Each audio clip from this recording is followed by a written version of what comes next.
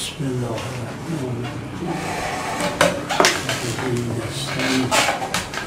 انه خیر ناصر و از چه قسمت های قرار صحبت کنیم؟ قرار خاصی نداشتیم. قرار خاصی در سال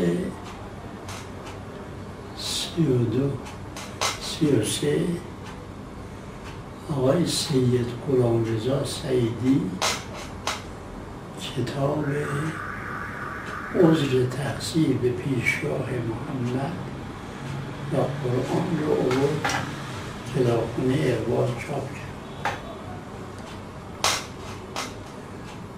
این کتاب اون موقع مال یک کشیش انگلیسی جان دیونپورت اون 100 سال قبل اون موقع نوشته بود. این کشیش خیلی با معرفت هم بود که کتابش عذر تقصیر به پیشگاه محمد صلی الله علیه و آله این خودش اسمش از معناش از اسمش در میاد. این چاپ کرد و آخرش اون کشیشه نوشته زیبایی فصل آخرش و زیبایی های قرآن که چون ما با قرآن سر کار داریم اینا برای ما زیبایی نیست. بعد کتاب پخش شد تو ایران از بیرجند یه نفر نوشت که آقای سعیدی از دید این کشیش انگلیسی چه آیات زیباست، چرا این ازش زدی؟ تجدید چاپ شه یه 2 تومن هم بود. زده بود ازش های سعیدی؟ گفت نه زیش نشد چون ما با قرآن سر کار داریم این زیبایی های قرآن رو من ترجمه نکردم. آها. اون از بیرجند نوشته براش که آقا این کشیش انگلیسی زیبا چی آیاتی جلو چشمش زیباست. تصمیم گرفت ترجمه کنه.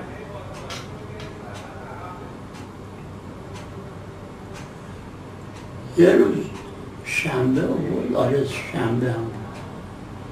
شنبه بود خبرهاشو داد به من. زور بود این بهتون چاپ کنه. من دیدم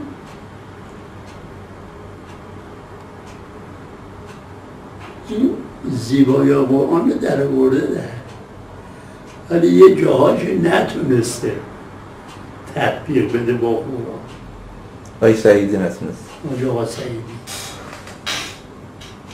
یعنی نفهمیده این کدوم آیه منظورشه؟ کدوم سوره هاست.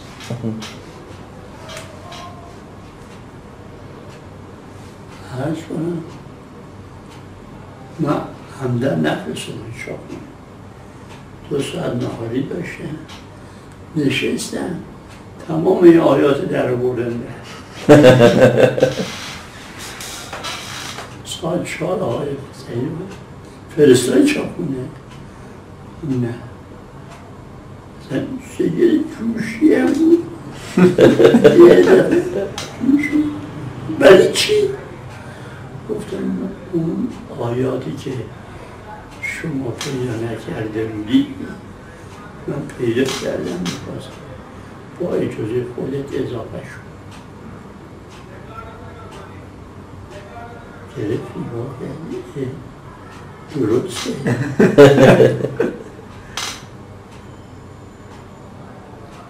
پسر تو کجا درس خوندی؟ همین مدرسه معمولی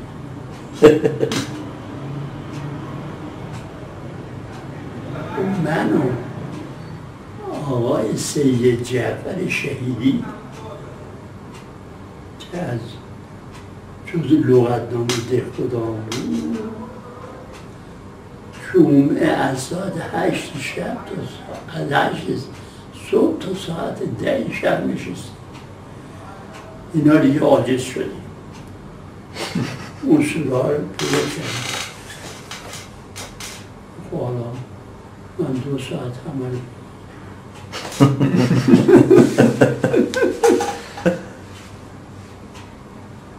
پیشونی مربوسی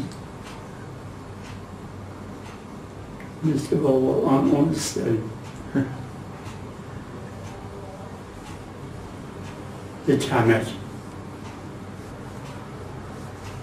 یعنی شما از سید جعفر شهیدی که نهج البلاغه رو ترجمه کرده، اونم با زبان امیرالمومنین، از اون چون اطلاعات بیشتره، چون نگفتم اشتر میشه. من این آیاتی که شما زده بودی پیدا کرد تو الان چی شد؟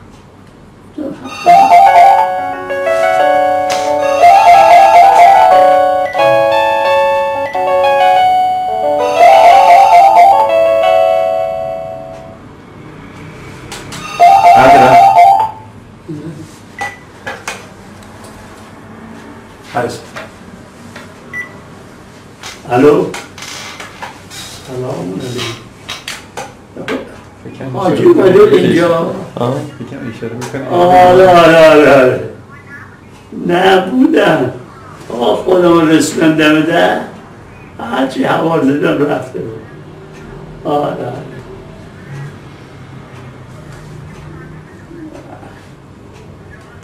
سلام علیکم و رحمت الله. نه شما رو شهره هستی؟ اومدم دم در، هرچی میگرفتم از صبح میگرفتم آنتن نمیده دیگه نفهمیده. اونجا آنتن نداره؟ ساحلک آنتن نداره. الان دارم ایرانسل بهتر آنتن میده. بله امروز سر کار نرفتم. بعد این اون تلفنی هم که به شما زدم تونستم بگیرم، اونم منزل بودی؟ قربونشون احتمالا بیرون بودی. نه همش خونه بودم. یعنی اون تلفن خونه که زنگ نزنید؟ نه همون تلفن موبایل زدم. بعد اون تلفن چیزه، یه تلفن دیگه زدم میخواستم بگم که چیزه، نمیدونم، هر جور صلاح میدونه. چی؟ هر جور صلاح میدونه، نمیدونم چی میفهمی؟ با جنابم بودم خونش میگم. آها من فکرم میگن قطعش کنم، گفتم هر جور صلاح. نه فکر کسی دیگه علی قراره بیاد دیگه پس. حاج خانم نه اومده و دیده پشته. آها خلاصش پیشونی من بوسید. بعد این یه کتاب عذر تقصیر به پیشوای محمد و قرآن که الان نایاب من یه دونه داشتم، من به شما بدم.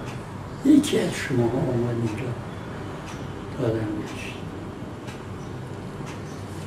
دیگه تجدید چاپ نشد کتابه نه؟ شاید 10 تا چاپ شد. البته اینو نسخه اصلی شوی کتابخونه مجلس سنا داشت، از تقی‌زاده گرفته بود. آقای نسخه اصلی انگلیسی شد. نسخه اصلی نیست. این آقای عباس خلیلی مدیر روزنامه اقدام اینو برداشت به عربی هم برش کرد.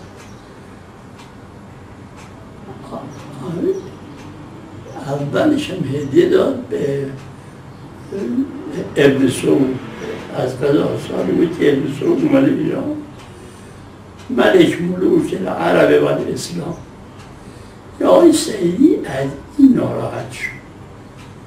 گفت آقا کتاب تو از انگلیسی نداری، یه نسخه منحصر به فرد اون کتاب خونه چیه؟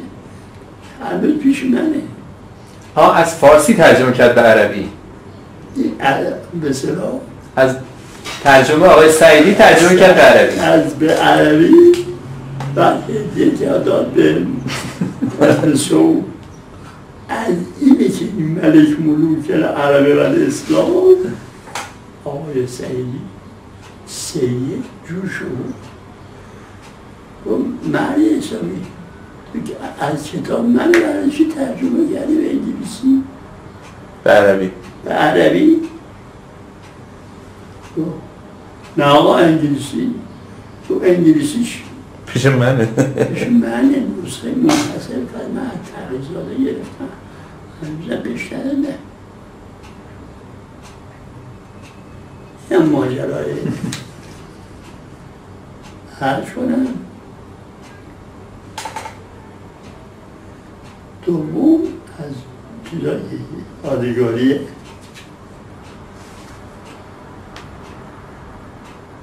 آقای مرحوم دکتر بهشتی در همین خونه خیابان زرینه جلسه ماهونه 4 شهر خونه اسمش یادم میاد خیابان زرینه چه اسمش تو خیابون خراسونه انشاء اون قیاسی 4 هفته با سر هم صحبت میکرد. هر جا میرفتن یعنی 1 ماه 4 هفته صحبت میکرد. این زور پنجشنبه با آقای جعفری تلفن کرد یادت باشه از این فرمای اینا قاچاقی از چشم سازمان امنیت اون واقعی 3 نفری 2 نفری یک کتاب فقه دبیرستان رو نوشته عقاید خودشون هم چپوندن. اینا با هنر و گرزاد غفوری هم باشون بود درسته؟ آره خلاصش آقای جعفری و آقای محمدی. جعفری انتشارات امیرکبیر. انتشارات امیرکبیر تلفن کرد من بابا بفرست 200 تا از این فرم چیزا بیاره. حالا نه روز شنبه بده به گیتی نبر ببره بده اصفهان اونجا مجمع و بعد به سرای معلم های فقه اونجا یکی از اینا رفت به اصفهان معرفی کنه به اینا فرم چی بود؟ فرم کتاب فقه دبیرستان. یعنی چی فرم کتاب فقه؟ توش چی بود؟ فقه یه دوره فقه برای دبیرستان نوشته بوده. آها. اینا عقاید خودشونه برخلاف سواب آوردن توی یعنی یه دوره کتاب بفرستن یه دوره کتاب دبیرستانی نوشته بوده و این سال 4مشون امسال در اصفهان هم سمیناری از معلمین فقه تشکیل شده بود.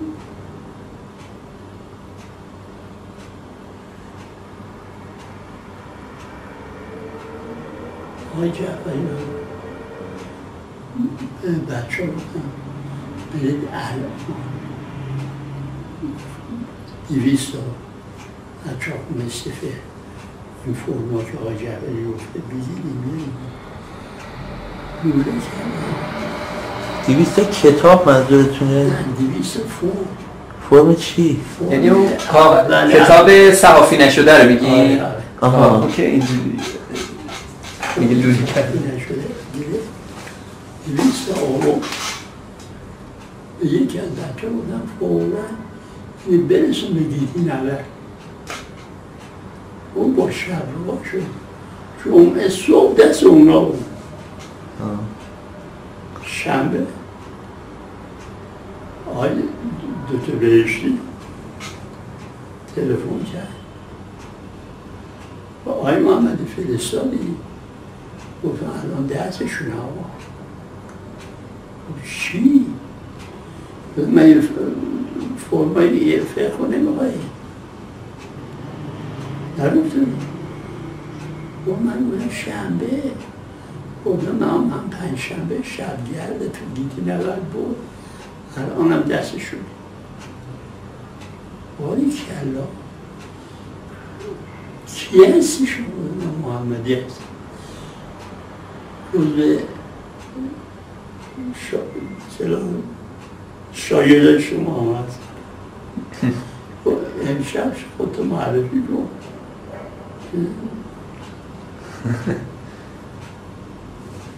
رفتم شنبه جمعه دست اینا بوده با چه سرعتی نشد گفتم یکی لوله کردم دادم دیگه نورد شبگردش خود صبح سام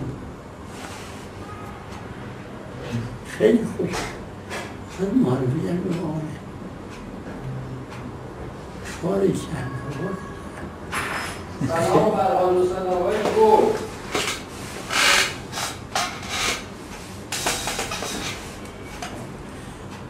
خیلی خوشش اومد یا الله سلام علیکم سلام علیکم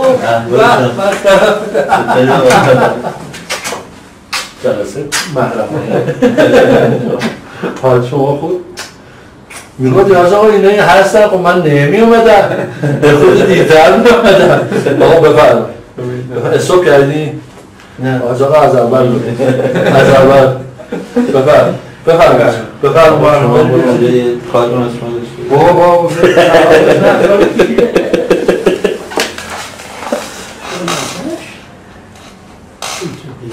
خیلی خوشحال از زرنگی من نامیدن جندولا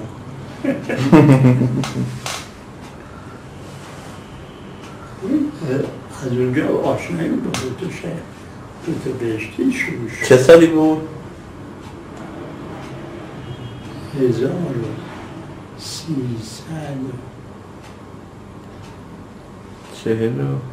41 یا 42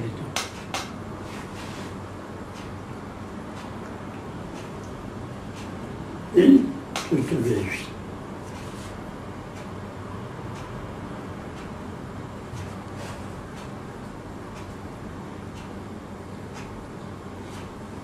فرستادیم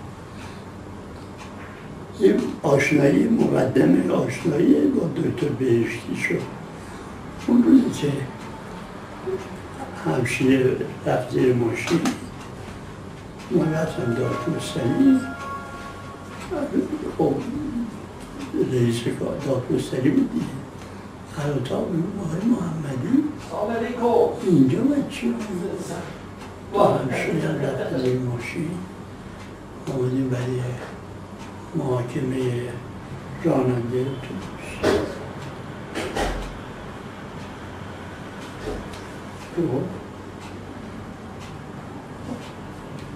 در سال 45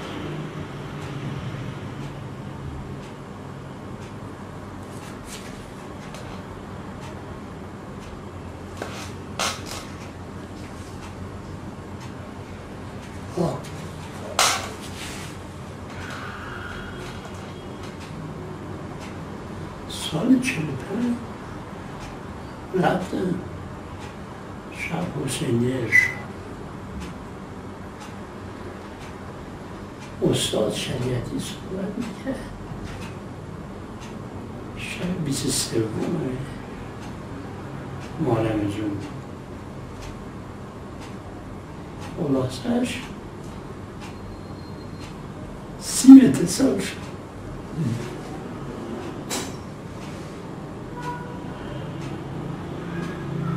خیلی خوب پول نداشتم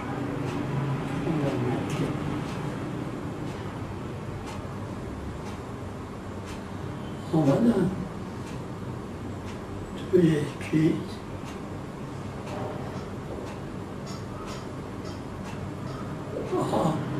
آقای جعفری من صدا کرد آقای محمدی نمیشه گفته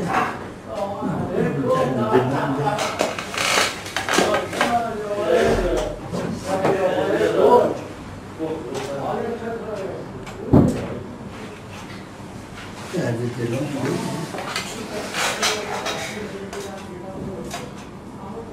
من شبیه 2 سانس میرم سینما 11 تا مغازه رو اداره کردن دفتر مرکزی امیرکبیر اینم حوزه بالا حوزه بالا سلام آقای ببخشید چون خیلی سوالاتتون رو بخونیم این جلسه خیلی برم بشنم ببخشید خواهش میکنم خدا شده بهتون سلامتی بگیم تبریک میکنم تبریک میگم به حق امام حسین که تنتون سالم و شد عاقبتتون هم بخیر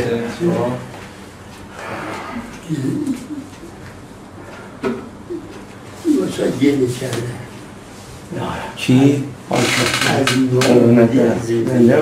کی داشت گله میکرد؟ آقای جعفری آقای جعفری گله کرده خب یه اصل رو هم خسته شد رو میمیره شبا از شرکت در میرم سینما 2 ساعت سینما رو میشینه ساعت 11 در میام چرا؟ برای وقت گذرونی خیلی بالش سنگی بود 2000 رقم کتاب چاپ کرده انتشارات امیرکبیر خودش 11 تا مغازه داشت چاپخونه داشت صحافی داشت بزرگترین ناشر ایران بود دیگه بزرگترین ناشر ایران گفت دارم میبینم اون وقت حالا 11 میره خونه یه ذره میخورن بعد با قرص لومینا میخوابن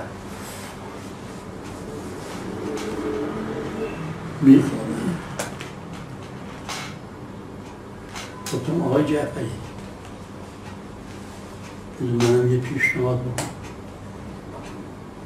یا برو مکه دیشه حسینی ارشاد آخر سخنرانیش شد گفتم امسال اولین سال حسینی ارشاد کاروان حج را میداده با شربت و غنی خواجه حنیفه شربت و غنی هستیم از مایده 4000 تومن بیشتر نیست یا اسمی نیست آیده نیست آیده نیست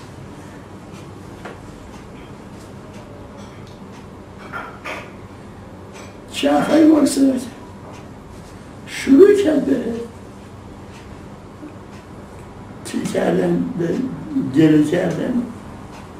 آره واقعا دیگه چیزی هم زحمت میزن آجر بیگو هچ با همه این بدبختی تو داری میمیره وقتی مردی یک ماهی و 35-40 طول میشه یک ماهی سر کار کنیسی یه تنوعی افکار دعوت میشه گفت تو برو گفتم به موقع ببینی برو تو آب به خدا اگر داشتم هم الان میرفتم شب حسینی ارشاد بخون همه بچه ها پول از صندوق قرض کنم چقدر بودم 4,000 تومان 4,000 تومان نمیشه صندوقی یه دفعه آتیش شد دل ما روشن شد از فرد صبح رفتم فرمانداری سرای تا مرحوم طالقانی اول فیامونه مرحوم طالقانی اسم نوشتم از 7 صبح میرفتم تا 8 من در ما شکستم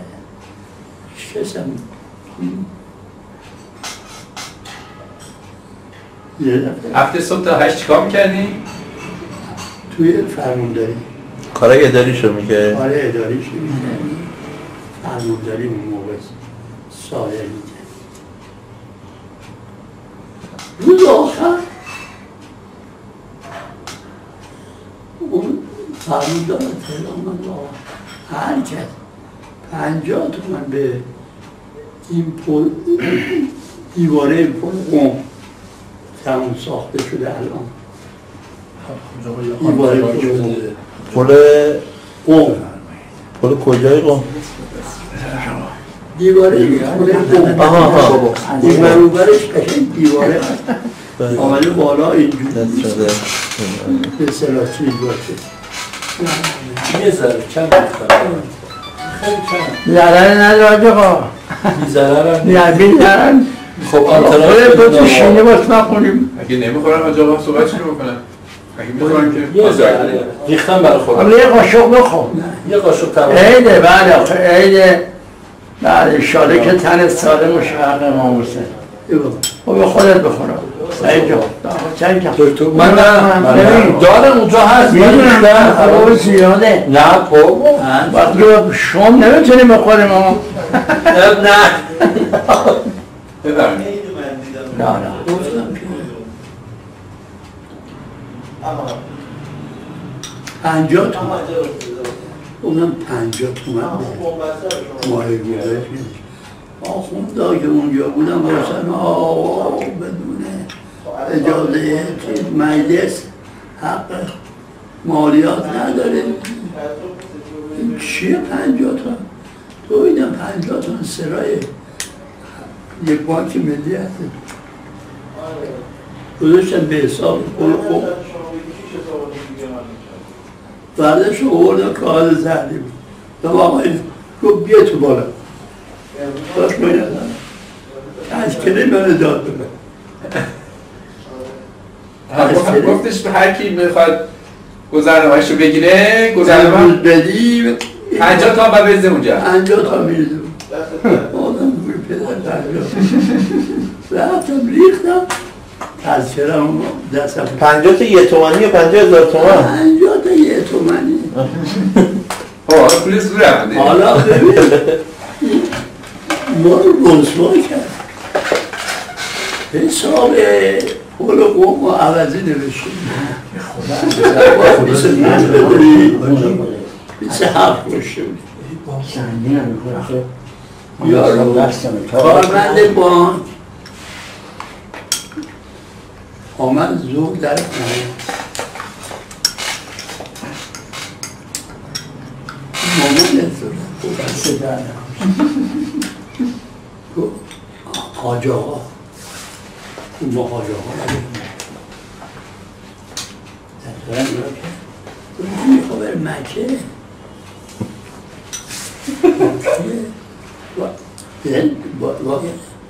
این شمارهش عوضی نوشته من خواب بودم خونم نگفته بودین؟ نه یه داره شاید آی خدا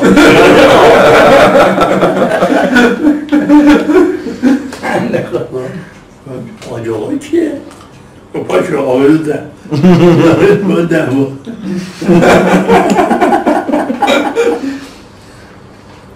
خدا آقای جعفری ما نرفت؟ یه خودش رفتم گفتم آقای جعفری تصمیم گرفتی؟ منم تقاضا کردم با خانومم برم ما رفتیم مدینه در مسجد جن صبح آمدم از برم حرم دم آقای جعفری با خانومش کاروان وارد شدن اونجا نزدیک خونه با شهرت اغلی نیمدن با یه کاروان دیگه اومدن با یه کاروان دیگه این حاج اهدوان شهرت اغلی داستان بود ما 1000 تومن گفته بودم بذارید بانک اگر اونجا مکه و پولتون زدن چیزی شد از این پول اونجا استفاده کنید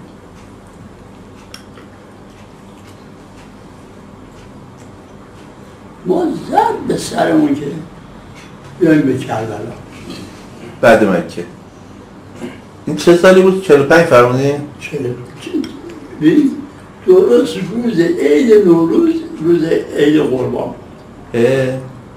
45 وارد 46 شد روز 13 عید قبرستون شام بود آمدیم با چیز حاجی نوبخت هم بندلیبک ما شد چی شد؟ بندلیبک ما شد یعنی چی؟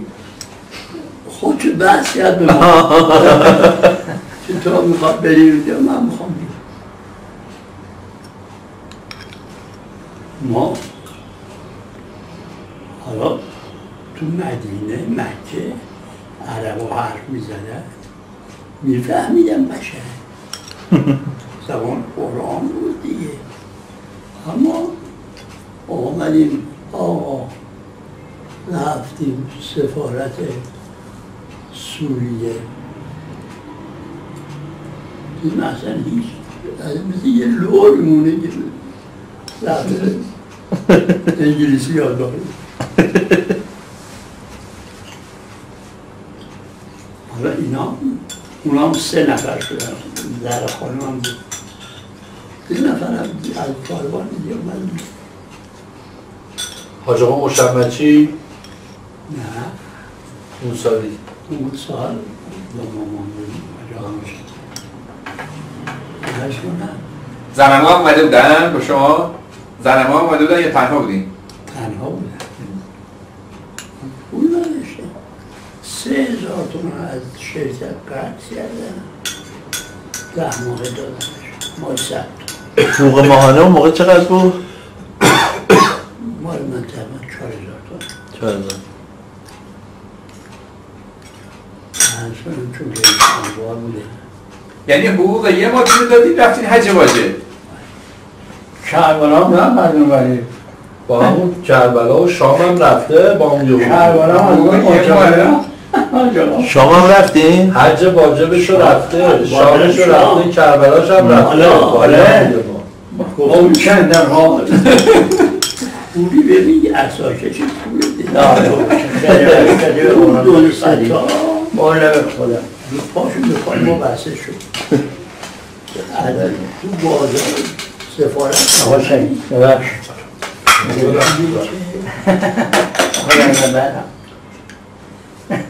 هر چی خدایا یک کمک بکنید نه یه دفعه دیدم که از اون رو یکی بود آقای احمد محمدی اردهانی.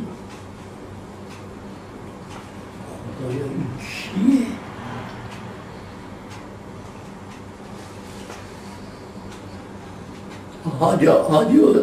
خود شام تو سفارت سوریه توی جده. خب گفتن تو شام رفتید یه بروشور نه سفارت اول که سوریه مشهوده جده بسیده رفته اونجا رفتم سفارتش شما اصلا سفارت اجازه بگیرم مثالا اونجا با حمله دار بریم کمک بفرست. اینا هم بندلی بکی منه از آقای احمد محمدی اردهانی. تا حاجی هم رفت بزنه رو حاجی حسین نوبخت ایرانی. من تا اون روز نمیدونستم این فامیلیشی پسوندش ایرانی.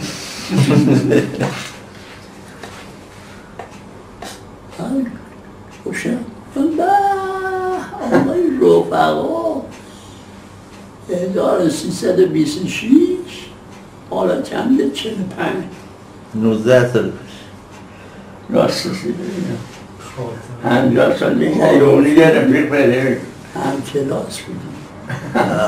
نه خیلی یادم افتادم شنم. آقای نوبخت از کجا میشنم؟ یه دفعه یه جای زمینی میخواسته بخره خونه بخواسته آقای نوبخت رفته خونه نشونش بده.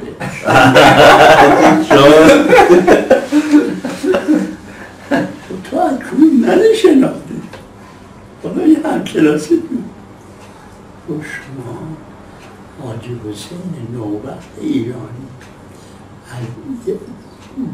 از یه بونگای رفته خونه میخواستم بخرم. شما آمدید چیز با من شمرو یه خونه نشون منده. تو کجا میگردی؟ من دور دنیا دارم میگردم. حالا اومدم گفتم هرچند به جا بیارم رمیگم. گفتم خب آقا این سفارت سوریه. خب بابا تو همون مطار جده برو اونجا از وارد شده بودیم. جزء همپیمانای ایرانه. همون تو فرودگاه وقتی رفتی اینجا بلیط بخر سوار شو برو شام. تو خود شام تو فرودگاه چیز میکنه ویزا میده ویزا اون موقع ویزا نبود بود اون موقع آره. ما رو برد توی همون مطار جده. آقای انگلیسی با اونا شروع کرد صحبت کرد. سه تا 4 تا رفقا یه بلیت شام بشون یکی بلیت ما که پولش داد. چقدر بدید؟ من پول ایرانی داشته اون سعودی میخواست. اون 100 تومن 100 تومن بود 100 ریال 100 ریال 100 ریال سعودی داد به من. آمدیم بیرون مطار اولین صراف کردم شوش داد. 100 ریال چقدر میشد؟ 100 ریال تقریبا ریال 19,000 بود. 2 تومن 200 1900 تومن 200 تومن نه 100 ریالش هر ریال 2 تومن بود دیگه. 19 ریال 100 ریالش 100 ریالش 200 تومن بلیط. آره دیگه 190 تومن. صد کم میکردن 190 تومن بلیط شام. آمدیدن شام شب جمعه وارد شدیم. ببخشید این دوستتون همکلاسی دارالفنون بود؟ آره. آها. بعد رفته و تحصیلش ادامه داده بود و اینا مثلا تحصیلش ادامه داده رفته بود گردش دور دنیا همه جایی که من دنیا رفته بود و بعد دیگه داشتم برمیگشتم دنیا حجم بودم. جز اون چیزا نبود، باهایی ها نبود نه؟ دارده باهایی ها پدرش هم میشناختم چوب فروشی رفقا همون که گل چوبی این چیزا رو گشته بود اسمش فیبرا 2 متر 3 متر دیگه 1 متر و نیم 2 متر هم بلندیشه یه دفعه برگشته بود 2-3 نفر رو زیله کرده بود چوب فروشیش بستن اما دیگه ندیدم نشستم خدا اونجا فرستاد واقعا نیست من یجیب المضطر اذا آمدیم شام ما تابستون یک کتاب چیز خونده بودیم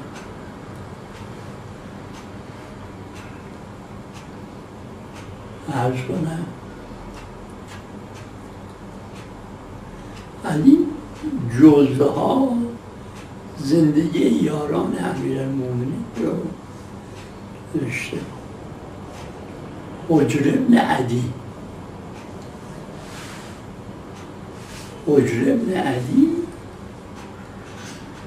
آوردنش تا یه منزلی شام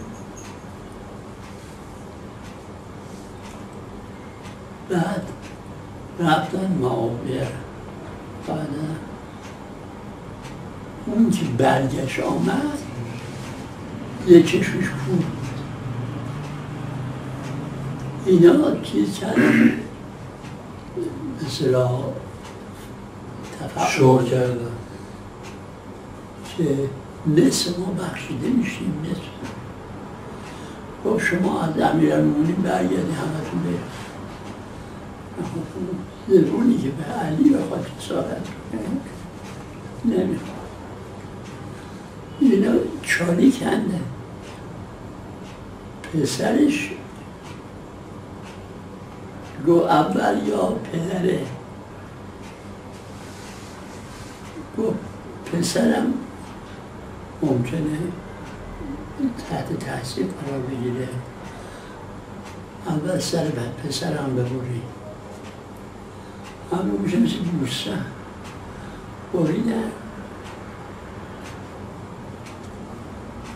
انداختن یه چیز تو هم چالی از سر خودشم بریدن انداختن خاکیتن سرا رو نبردن سر نبردن به شام سرای حجر ابن عدی رو یه بار یه سرا رو بردن عرضه که اون چنانی نداشتن من به قیمی حجر ابن عدی ابن حاتم طایی آقای پیشنمازی که بیرون شهر هست زنگنه نه امام علی اینا اون قبیله تیه معاویه رفت پیش معاویه امیر حجر دیدی علی بهش ظلم کرد بچه خودشو دیگر داشت اون معاویه کجا کنید من به علی ظلم کرده و علی همه 10 سال 15 سال دیگه خوابیده من بودم که نبیدم چیزه خلاصش ما افتاد تو سرمون بریم حجر ابن عدی آمدم از کلانتری پرسیدم از مساجد پرسیدم از دکاندار پرسیدم معرف نمیشه از دم بازار شام رو بریم مثلا در گاراژهای تهران اونجا سوال کنیم. ما 4 نفره 7 صبح در منی تقریبا 10 صبح 3 دفعه 4 دفعه رفتیم در بازار برگشتیم آخر رفتیم شما فقط جواب شما رو اونا میشناسن. کی میشناسه؟ گاراژ ایرانی. گاراژ آها. ماشین ایرانی. اون نمیشنم ولی دوباره اومد. اومدیم یه آدم لباده بلند پیرمردی از خیابونا باریک شد.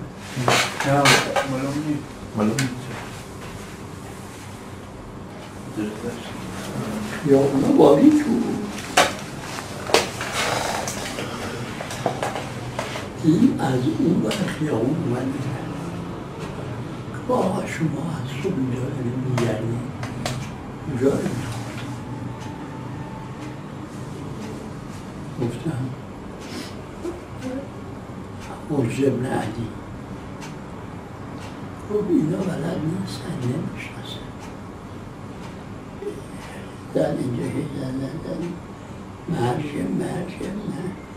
مرج از راه بگی اونجا قبرشون هست. چی از راه؟ مرج از راه. مرج از راه. مرج از راه. آمدیم دم بازار یه کرایه سوار شدیم گفتم ازش کم گفت 100 ریال. گفتم چند کیلومتر؟ و بیش از 100 کیلومتر. گفتم این بلد نیست یا میخواه ببره جایی رو کنه پیاده کنه. پیاده شد رفتیم ماشین عقبی سوار شدیم به مرج از راه. میدونستیم یه منزل شام تا اون تاریخ تو خونده بوده یه منزل شد. گفتش که غالب کم و 20 کم کلمه و 20 برای 24 کلمه و این میشنست 4 نفر بود. عرضم سوار شدیم و رفتیم مرج از راه. قبل عمار یاسر هم فکر کنم همونجا باشه. نه عمار جای دیگه؟ عمار توی عراقه. نه عمار هم تو شام روی قبرستان از سکینه ازواج مطهراتش هستن.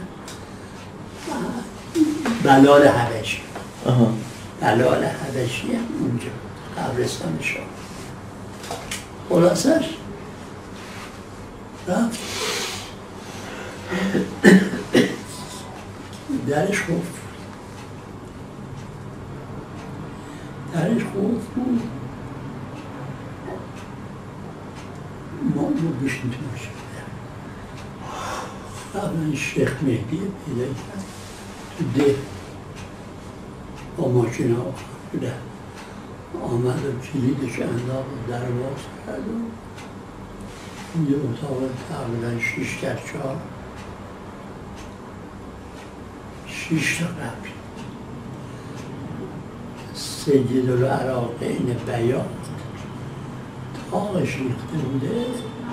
اومده یه تابلو زده که این گچکاری یکی 2 سال پیش تو مرتبه نم اومده بود خرابکاری کرد. ما رفتیم اینو پیدا کردیم. 6 تا قبل کی بود؟ 6 تا قبل یاران امیرالمومنین. سلام علیکم. چطوری؟ آمدم اینجا هر چه خواست بری شام گفتم اگه بری شام نری سر قبر خوشش نری امیرالمومنین راه کردم. آقا این را گفتم به هر کسم رسیدی بگو. ما شدیم منادی قبر حجر مرجع از راه آدم قشنگ. آقا یواش یواش یواش افتاد همه کاروان ها میبره تا قبل از هم مریضی رفتیم شام رفتم سر هر مرجع خدا گنبری ایرانی ها احتمالا درست کرده بود. آره بعد از انقلاب نبود هی افتاده رو زبون ها هرچی میره سفارش به اونایی میخواستم برم میگم مرجع رو اگر ندی امیرالمومنین ظلم کرد. عجب. این پدر پسر 6 تا شدن تو سخت اسمش نمیشید چون یه جا درد کردن یه چالی کردن اینه مال مرجع از یه بارم شما دهه 50 یه سفر سوریه و شام و مصر و قبل هم دهه 50 بود 54 55 بود درسته؟ رفتم از اونجا رفتم حج عمره اومن سعادت اونجا هم یه رفیق پیدا کردیم ترک شمکی من با خانمش تو برادر من نوشته اگه میخوای خوش بید بگذاره محمدی هم توی سفر برمون دوتایی رفتیم قاهره مذهب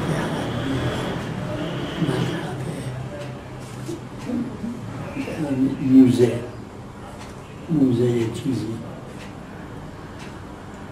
اهرام رفتین ها؟ اهرام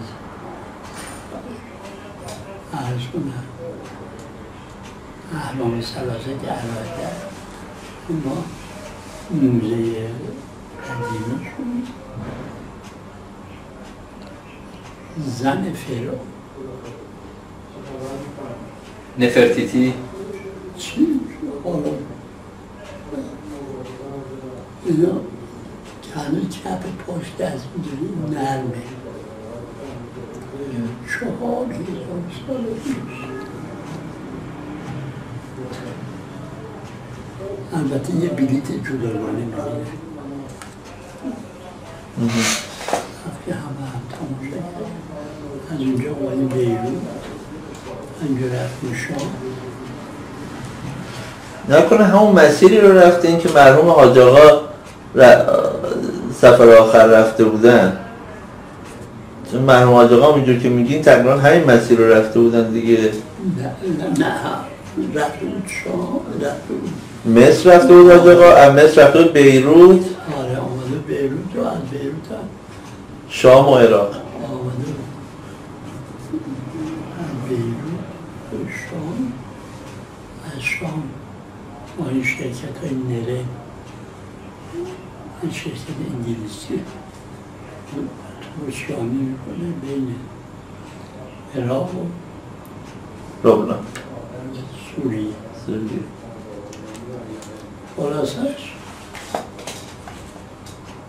حاجی نوبخ موندیم با من رفتم تو تا حمام بپوشم بیونجا نون کره باید بخورم. اینقدر اینا حمام ها تو دفتر خاطرات هم نوشتم. کجا رو میگین الان؟ شاه اینقدر آره بودم تو برخونه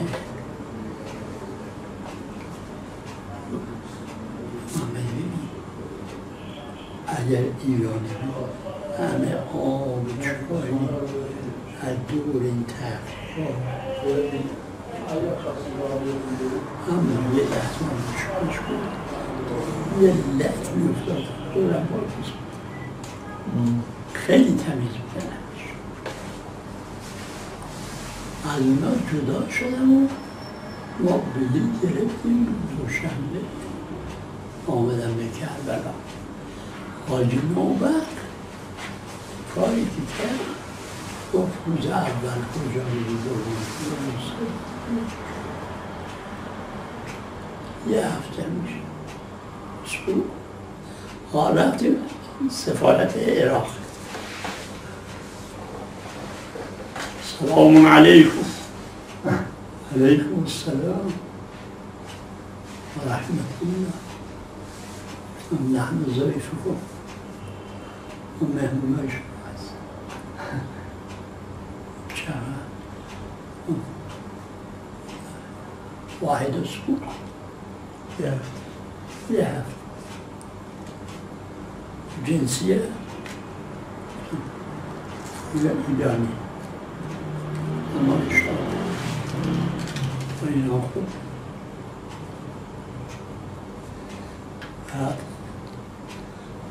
یکی دو تا عکس بدیم عکس نداریم با هم دم در از عکاسای فوری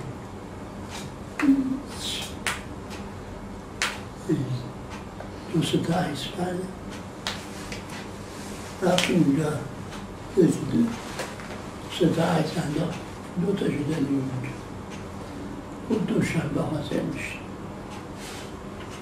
خب دوشنبه بلیط گرفتیم ولی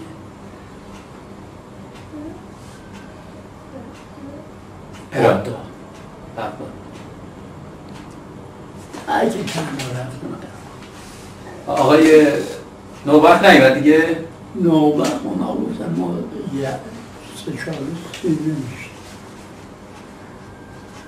شوخی میکرد رو حمام بفرشم رو واقعا اینجا بچره بخورم اونجا دون پروری زیاد داره چره خلاصش آمدیم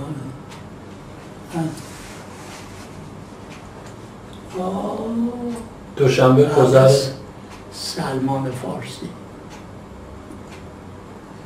سلمان فارسی مدائن حذیفه میگم شاور ابن عبدالله. اینا کجاست؟ در چیز پایتخت ساسانی کجا بود؟ مدائن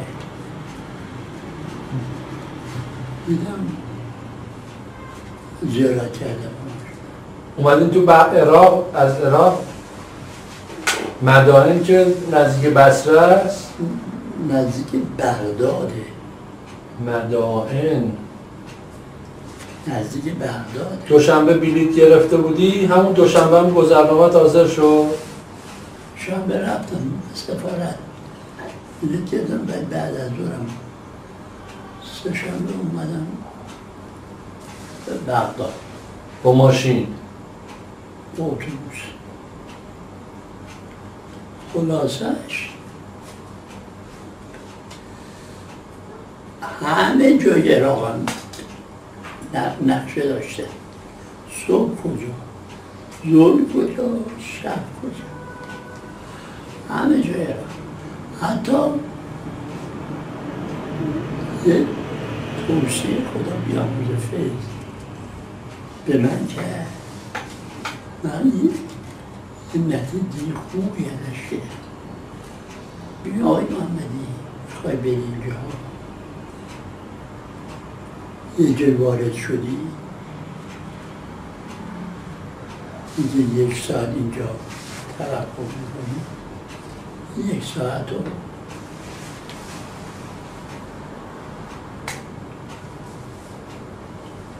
نیم ساعت رو بیا یه روشو بیا یه روشو برگرد یه رو بم اونجا تماشا همه جا ما این نماز زور هست اونو خوندیم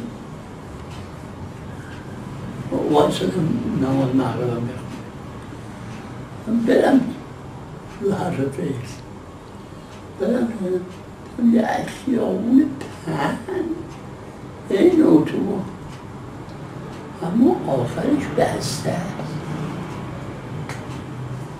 این کجا میره؟ برم اینم کجا میره؟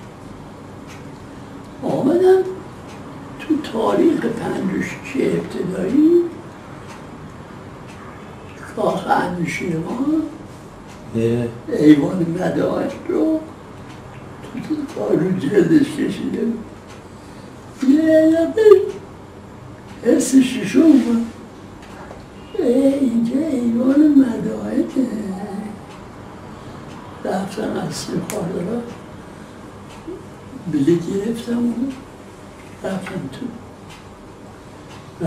تو مت کردم این پهنای کاخش این بالاش فشار آورده این سب ترک خورده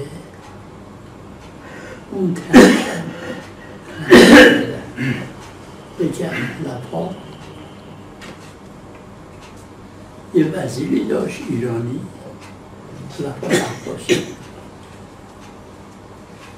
این آقا کرد برید آجر رو از اینجا بیارید اینجا این کاخ من تموم نه هرچی بابا ساختمون قدیمیه 7 فرسخ 8 فرسخ راهه یه اولاق بیاد و رفتن تشو خراب کردن آوردن حساب کردن جوندن من صرف نمی کنم آخر اونجا از اونجا آجور بیارن کاخ مدائن خراب کرده؟ کاخ مدائن اون تاقش هم که ریخته بوده نه تاقش این ترک خورده همون ترک صدام پشت اینا بود 2 متر بتون آرمه پشت این دیوارایی تا اینجوری بیشتر باز نشه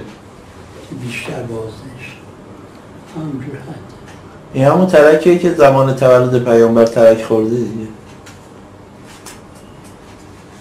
اون وقت یه حالا 1400 سال میبره بیشتر برید باز نشه خراب نشه عملم مت کرده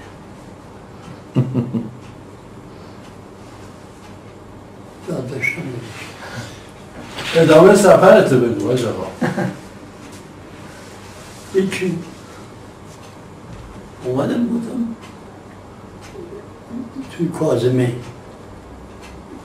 شمیران باشم تو هتل گفت هر جا میخوای بریم یاره داشت رفتم کربلا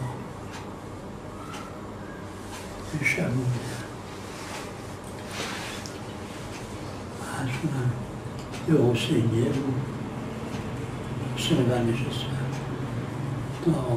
من یه شب میخوام تو برم تو برو اتاق همه 2 اتاق 23 رفت میگه زیری افتاده از جو هم داشت انداغ زیر رو یه شب حسینیه تهرانی هم چرمه اما چیزی که قابل ذکره اینه که من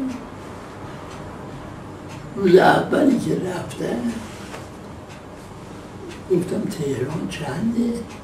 گفت 100 تا هم دیگه نورد بود هم ترانسپورت یه 100 تومانی باشه جیبم اینجا که اگر پولم تموم شد این کرایه برگشت رو داشته باشه. من یه هفته برگشتم کاظمی نه بیدی چنده بود 50 تومن مولا علی کوره نه 50 تومن پیدا کردم اومم 10 تا علی چرا میباید که آناناس نه انبه ها میمون بیده میکنن نارگیل نارگیل نارگیل خیلی 35 10 تا صحبتی یه تهران صحبتی این صحبتی خریدم اومدم یه جمعی چی خریدم حالا یارو راننده مجبور 7-8 تا بیشه مسافر نداشت با اینکه مجبور برگرده علت ارزونش این آها 2 تا اتوبوس اومد باید برگرده اگر خالی هم شده میمد منطقه قسمت ما شده نگاه کرده شماره آقای محمدی این نوارا من برای هیئت میخوام از اینجا خریده گفتم برای رقاصی نخریده باشم پیر مردی من رقاصی میام در 15 تا نوار داد رویا تقسیم میشه اینا ببین کیا تقسیم کنی؟ مسافرت تو مسافرات 7-8 تا نوارش به خودم ایش رقمونه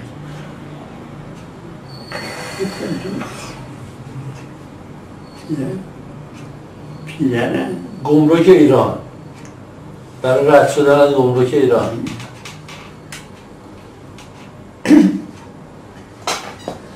ما نشسته بیم روی اینا پشت زده بیدیم هوا انداخته میکنه اما از پشت آیا اینا چیه؟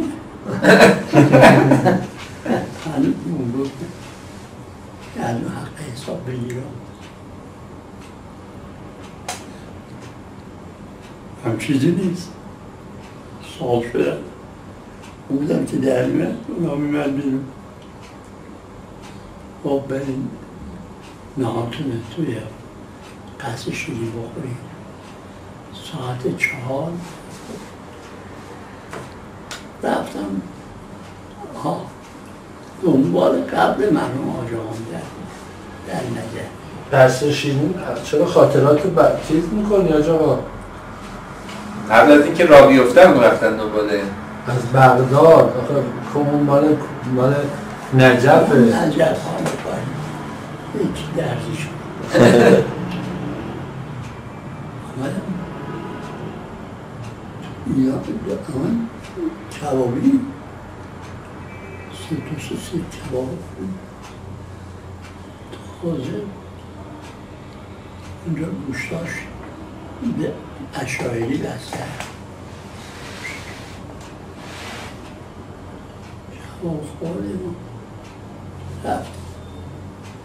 رفتیم ساعت 4 به امیرالمومنین التماس کردم به امیرالمومنین من هنوز مرز خیلی ترسوندم اینجا رو به خیر بگرد.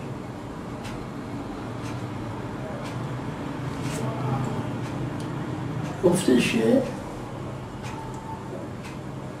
آقا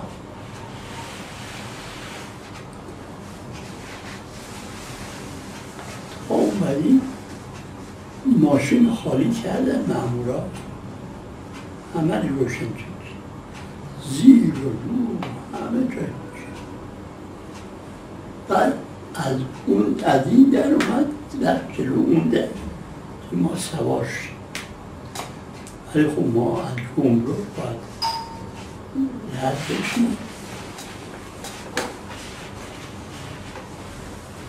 بشیم، بریم عملیات گمرک. ما جلو همه واسطه بودیم.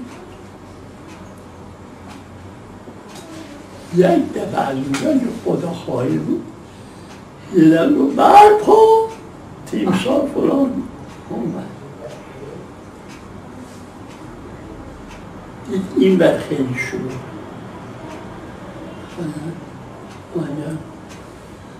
گفتش که زائران کربلا روی آقا اولی حاجی من. از همه حاجی ها زودتر هم اومده بودین؟ از همه حاجی ها زودتر هم اومده بودین ها؟ نه جلو بایستده بودن. تو صف جلو بودین؟ اون تذکرم تا دید گفت حاجی هم هست؟ از مرز چیزی هوایی خارج شدیم، چطور اومده اینجا؟ گفتم عشق زیاده کربلا. اون وقت بود که آقای خمینی هم نجف دیدن اونم رفتین؟ 2 شب نجف موندن، رفتم پشتش نمازم مسجد مرحوم بروجردی نماز عرض کنم. خلاصش تا ماشین اومد این رفتم در ماشین رو دیدم خودم رو تخلیه کردم. نواران همه هم دادستم اومدم بایستم.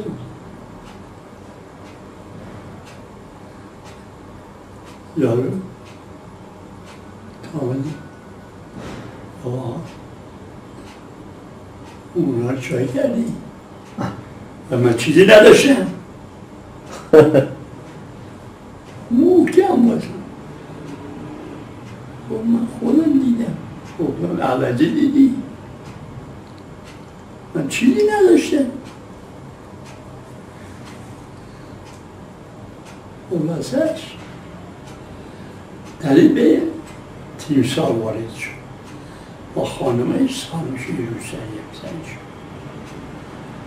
گفتن این بر شروعه. آیون کربلا این حاجه ها از مرز چیز باید هوایی خارج شدیم. دادم تیمسار این تذکیه منم بدم. نه مقررات اینجا شما که از مرزی که خارج شدید بری تهران رو میبینید. نترس. ما برای 1000 تومن میخواستیم. 1000 تومن چی بود؟ سپرده بود. با بانک شربت آلی هم بده کار بیدن. اون 1000 تومن ما تو سو اومدم رفتم بانک ملی درقه دادم پاسپورت اون گم شد. رئیس و آقا ایشون به رشتی هم بود. بعد از بازنشستگی من در دکان حاج محمدی یادته من این کار خیلی میکردم اونجا کار ممنون را میداد. آقا گفت 1000 تومن شو بهشون من میشنستم. ورقه از ما گرفت 1000 تومن. خدا میده تا 3-4 از این پول میدویدم پشتم نگاه میکنم.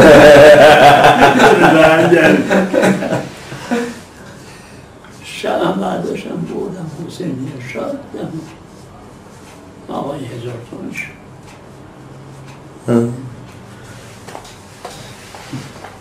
تذکره دیگه ندادم بهتون نه؟ تو تهران گفتم بیا دنبالش هم 1000 تومنه میخواستم ولی آدم سازمان امنیت سینجیم بشه و اینم گرفتیم و بردیمونم دادیم راحت شدیم یه خونه دادیم سر کار.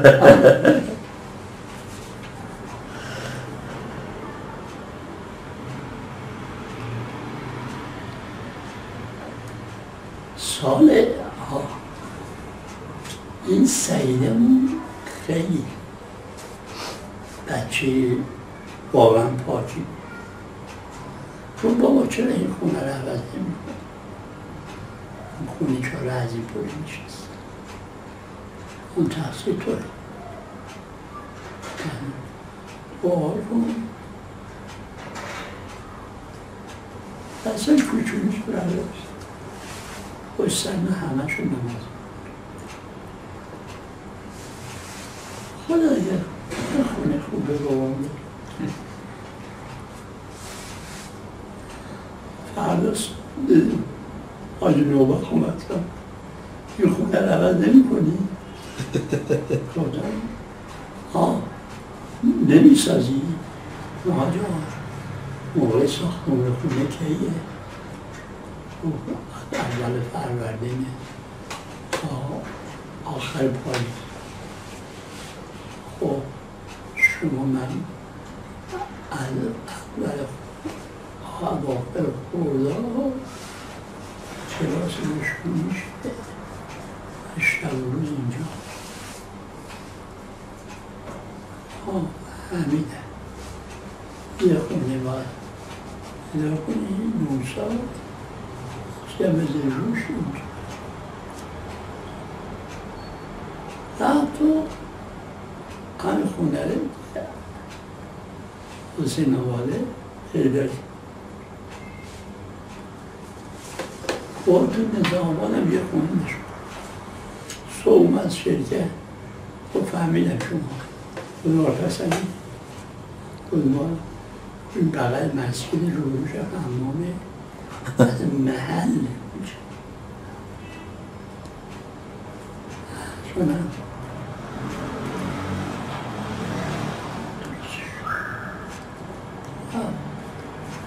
و 70 کجا 70 تومن؟ 70 تومن یا 80 تومن؟ 80 تومن 10 تومن خرج کردم توش. آها 70 تومن خیلی دادم. چه سالی؟ 46 سال 46 خدمت برگشت 70,000 تومان. بعد خرجم حیات داشت. یعنی سر ساختمون بود حیاتش؟ ساختمون جدید شده بود حیاتش رو روش رو از این چرا چه اسمش حوضای یه چیزی همچین ناجور در برده بود خراب خروب بوده احتمالا شما نه این حیاتایی که کف حیات رو میکنن یه دورش رو سنگچین کرده بودن و یه آبی چیزی که مثلا بلند باشه و این چیزا نیست یه حیاتی که فقط بعد معماری بنایی بسازه بفروشه یه حیات رو فقط دست اینطوری بکشن خلاصش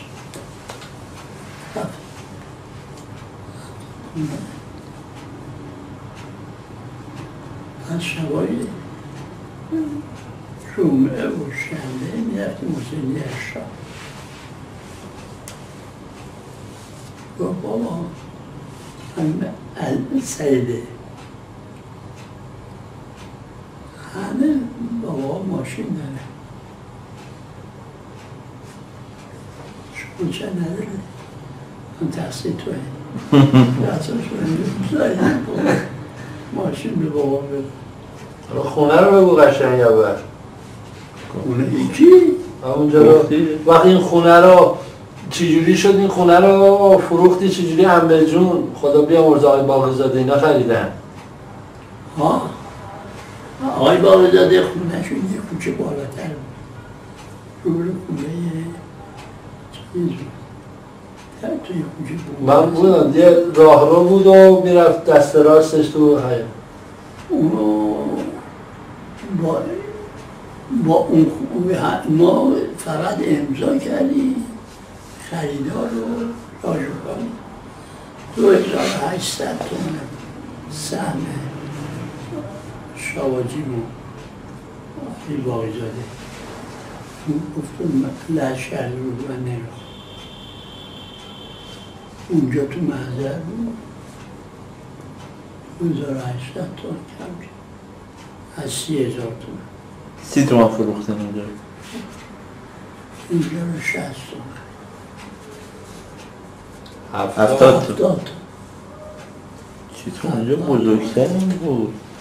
نه به نظر میامد اینجا بزرگتره نه اینا بزرگتر بود اصلاح که شد عقب نشینیه تو کوچه خیلی عقب نشینی کرد 245 میلیون به یارو دلالم گفتیم اینجا 10 متر شبه تو کوچه با قواله چی میگه ما با اون قواله کار داریم هم 245 هم 245 متری حساب کردم 5,000 برابر شده نه چی داره همون ادامه اون خونه رو بگو بعد چجوری شد آقای باقرزاده اونجا رو خرید از آقای نوبخت خرید نه از همین توی بونگا بونگاه آقای باقرزاده چی افتاد اون خونه رو داد به حسن فراستی اونم دنبال بساز بفروشی بودی داد به اونو داد اما که خونه رو این خریده داده بودی بود همون تاج فرق خر کردن چکار کردن اما اونی که برای من مهمه پول شواجی من بعدم مدلی شد پول من نگرد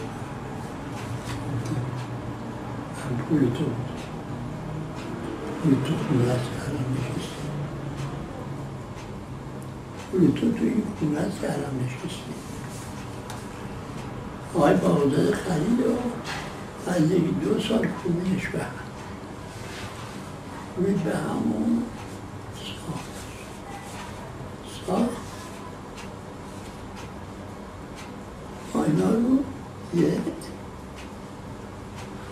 ماشین رو میگفتیم ماشین رو تقصیر توه اصلا کوچه یه ماشین رو به بابام بده فقط یه ماشین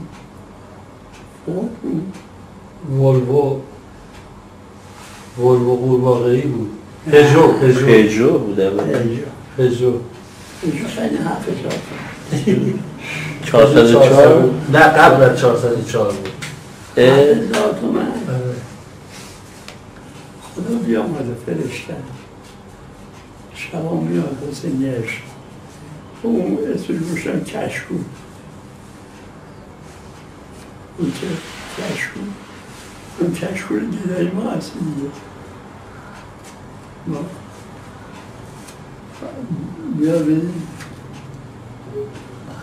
تولیدات جلو زنان جلو هر ماشین بیرون زن حاج آقا این خونه ای که چیز کردید حاج آقا جون تشریف آوردن توش کجا؟ چهارراه گرگانه رو آره بابا چه سال این خونه رو خریدین؟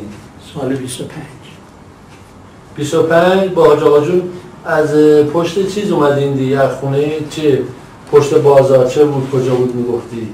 از خونه سیده بود یا از خونه سیده مایی 90 تومن و بعدم بایستن دبه در بود مستاجر بودن از عراق که اومدین سمت چهارراه سیروس دیگه کجا؟ ای بازار عباس ته بازار عباس آباد. آره ته بازار. کجا میشه؟ تو بازار امام زید میده پایین. بازار عباس آباد میگن بازار میاره این ور. اونجا کرایه نشینی کردی. کرایه نشینی ما تو میده. بعد دیگه اونجا رو سال 25 صاحبش تا عید مرد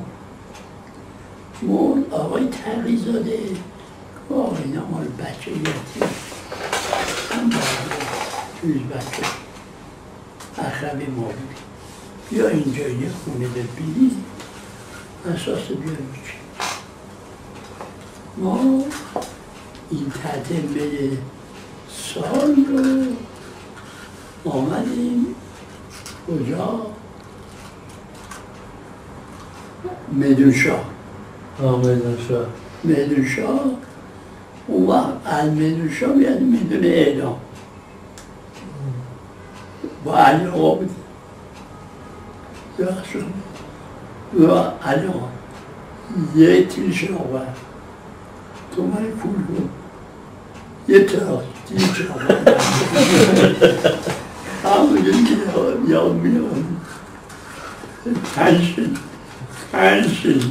من بچه ها پنشه چی؟ پنشن پول ماشین؟ چرا اتوبوس برای که پنشه یا رو ندی کور میکردی ندی خب سال 25 نون بستنی میخوردی جای اون پوله تو پنشه یا رو عزیز نون بستنی درست میکنه قالب میزنن میزنن اون خونداشو میزن توی جعبه میزن قدیم یادمه اونا رو بیا یه چیب تو بخون پنشه میده میاد جیبا مونم سر بادچه پاچنا و سال 25 با دیگه اونجا رو چیز کردید اومدین همین خیابون گرگان رو خریدید از این پول از این پول من میرفتم اونجا از این پول آره شما قدیم چیز به اصطلاح اونجا رو چند خریدید؟ چرا اونجا عروسی هم کرده اون از این پول عروسی کرده از این پول یادا بیامرزه یکی فاطمه خانم شب عروسی اون بایسا یکی زنده ای آسیه خانم چند خریدید اینجا رو؟ 5000 من خونه رو خریدم 5200 بودن دیونه ای به قرآن 5200 60 سال بیشتر بعد من زیبا سال 25 5000 تومان خریدیم 5000 روز پول باجا تا کی تمام زندگی یه خونه خریدیم 2000 تومان خونه مادرم قرض کردیم 5000 پول نبود یادم این دو تا اتاق دم در دو تا اتاق چون پایین پله میخورد و اتاق زنمو جون اما علی بود و خدا بیامرزه زنمو جون با هم با دو تا وقت ببینم چه سالی اونجا دیگه حاج آقا از اونجا دیگه رفت دیگه نهیم برنگرد این بزرگشون بعد این سال 32 همون 25 6 7 سال با هم بودید و حاج آقا جون رفت که دیگه برنگرد اون جز اون خاطراتتون که حالا چند باری هم که چیز کردید توی نجف قبر حاج آقا جون خودتون رفتین ترمیم کردید سال 40 که رفتیم 49 سال شاید دارت اومده برگردیم به نجف نه اون خاطراتی که برگردیم به نجف زندگی خوشی باشه عمو جون قبل از اینکه برگردیم من خدافظی کنم باید برم ببخشید بایزیدن خب ببخشید نه حالا بذاریم جلسه بعد خیلی خوشیدش کن حالا اونا رو من میگم چند تا خیلی خوشحال شدیم سلام برسونید باشین دیگه این بنده خودم جمع جور کنه اینا رو بذاریم جلسه بعد الان نمازه و آره دیگه 8:30 به نماز این چه داره حالا ان شاء الله آره بگم دیگه من نجف حیفه برو شما نجف قشنگه نجف زیبایی خاص خودشو داره اصلا تو اینو بابا باید کامل اصلا ان شاء الله تو جلسه بعد نه الان 10 دقیقه تموم میشه شهید نشه رفتم بشین آره نداره بشین بشین اینجا کاظمی تو همون سفر سال 45 سال 46 بود دیگه شده 46 دیگه از من ایدانی هر قبرستان چی میدونستم قبرستان کاظمی ها از پسرهای مرحوم خالص‌زاده چون عمه‌شون اونجا بود ما گفتیم 4 فرسخ دار 4 فرسخ از قبرستان 4 فرسخ در چاپ 4 فرسخ قبرستان نجف از اون قبرستانایی است که از زمان حساب بکن صدر اسلام یعنی بعد از امیرالمومنین اینجا داشتن چال میکردن. چالا قدیمی ترش چیه؟ قبر پیامبر هود و وادی السلام الان اون مال تو مسجد مسجد کوفه مسجد کوفه است مقام حضرت آدم اما اینجا قبرستانی قبر امیرالمومنین پیدا نبود آهوی اومد پناه گرفت زمان معمول شده خلاصه اما صبح پا شدن از 7 صبح در اومدن قبرستان کاظمینی ها این قبرستان کاظمینی ها رو میفرمایید 4 فرسخ در 4 نه همین قبرستان نجف یه بخشیش قبرستان کاظمینی ها آها یه منطقه مثلا اونطوری قطعه مثلا قطعه کاظمینی ها گفتن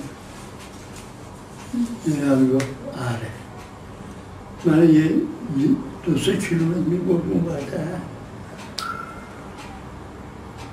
گیج میشد آره داره برگشت بود تا زور کشید من باز شب موندم نجفش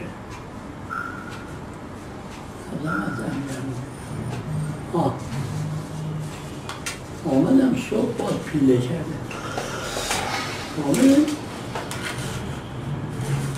قبرتیز و قبرستان کاظمینی ها تو مرتبه تا ساعت 7 صبح تا ساعت 10 صبح تو آفتاب گرما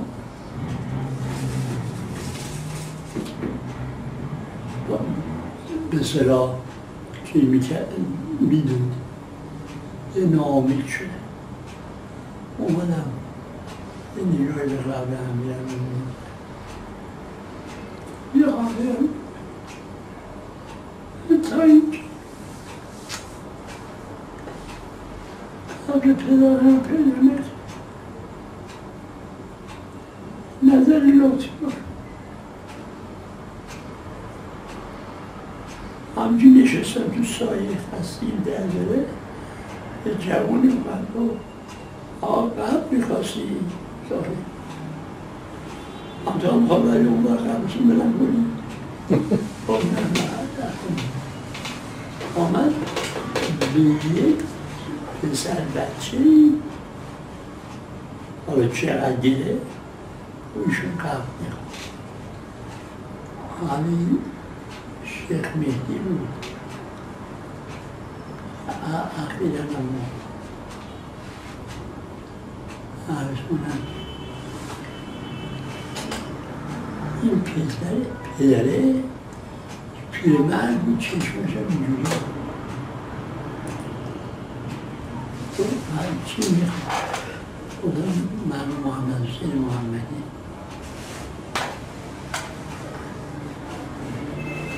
هم شد اصلا تو اینو ببین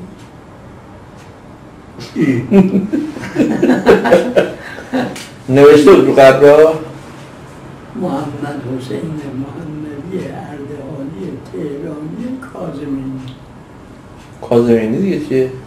از کاظمین آوردن آن چون از کاظمین آوردن خلاصش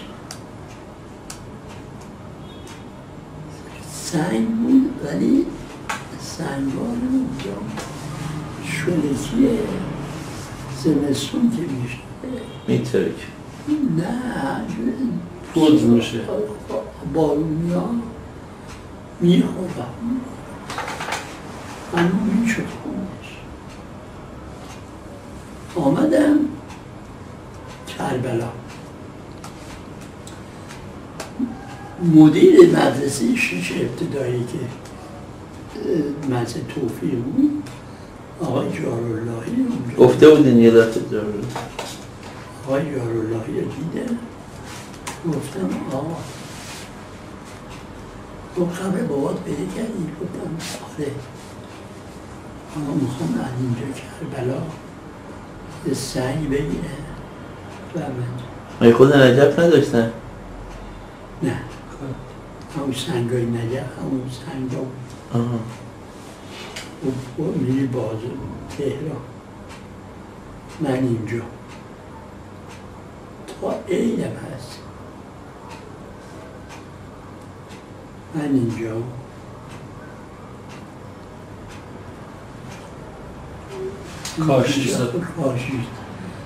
کاشی سازی خاک نگاه مقدر اسم منو میبری 8 تا 9 تا کاشی قشنگ می‌نویسه آج محمد حسین محمد آلی کاظمی 1332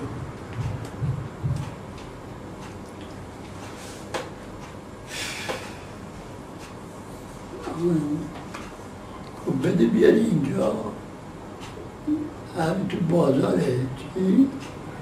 یه خیاطی هست اون به قبل حضرت سید شهدا اونجا آمد رفتم خاک نگار مقدم 9 تا کاشی شد 3 تا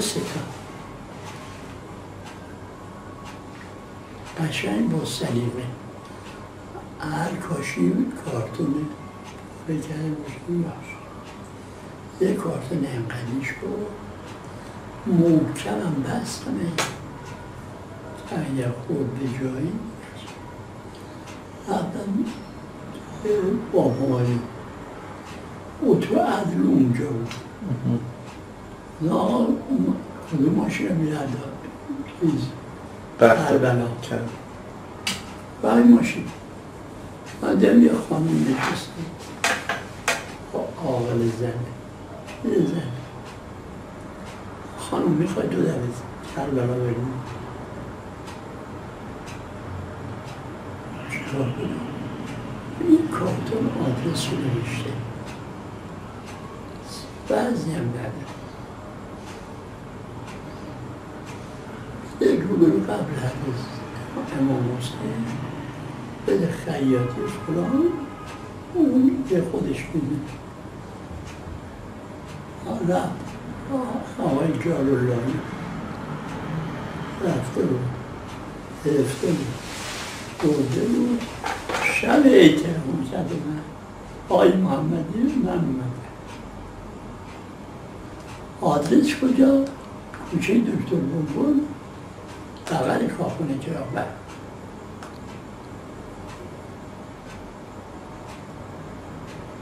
ما موتور سوار شدیم رفتیم کارخونه کوچه بلبل سلام احوال تو خدا پدرت بیاموز قبلش گم شد نوش ولی شما من تحدیث رو مرحوم خالصی زاده و خیلی رو خوب دراساته قبل اسم این نو نکنی قبل این نو نکنی نو نکنی بهترین قبل اومده مدرس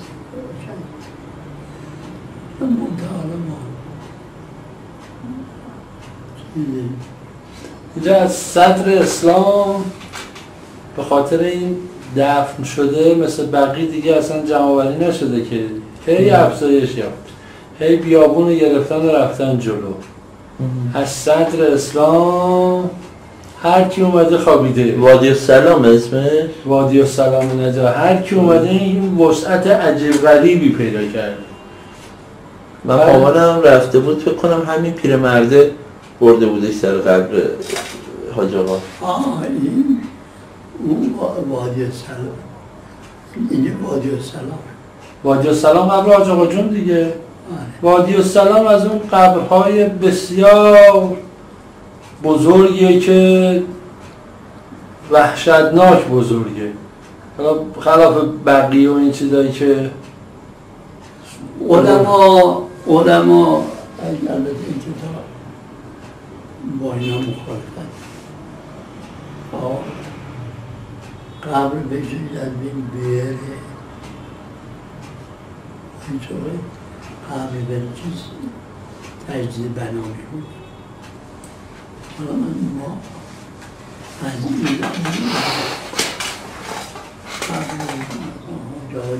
پنجاه و چند سال 32 تا 56 سال 57 سال و همچنان مونده و هیچ کسی هم نداره، هیچ کسی هم نه هیچ کی هم مثلا متولی درست حسابی که مثلا بیا و قبرش هم قبرستانش هم خیلی پست و بلندی داره، خیلی سخت توش رفتن. حالا من چرا ایشون بردن اونجا همون موقع اصلا تو کربلا و تو زیارت اونجا مردن، اونجا مرحوم شدن دیگه، از همونجا زنده بود محسوس شما من پای صحبتش هم میشستم. درست شما من نبود. ایده خدا بیشالله. السلام علیکم و رحمت الله.